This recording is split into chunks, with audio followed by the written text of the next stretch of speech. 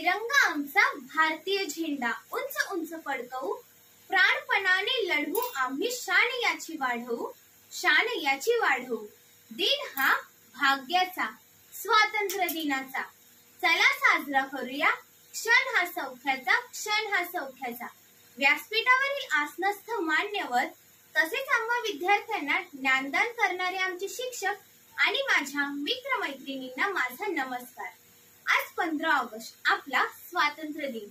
आज आपण सर्वजण इथे 78वा स्वातंत्र्य दिन साजरा करण्यासाठी जमलो आहोत।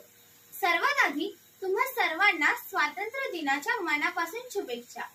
पण आज मी इथे उभी आहे ती तुमच्या समोर 21व्या शतकातील भारताचे चित्र उभे करण्यासाठी।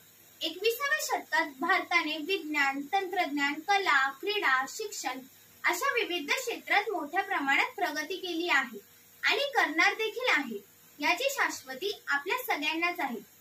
आता नुकतेच भारताने चंद्रयान-3 याचे यशस्वी प्रक्षेपण केले व संपूर्ण जगात भारताचे नाव मोठे केले। त्यावेळी आपण सर्व आनंदित झालो व वैज्ञानिक सुद्धा, कारण त्यांनी हे चंद्रयान-3 तयार करण्यासाठी श्रम घेतले व त्या श्रमाचे त्यांना फळ मिळाले।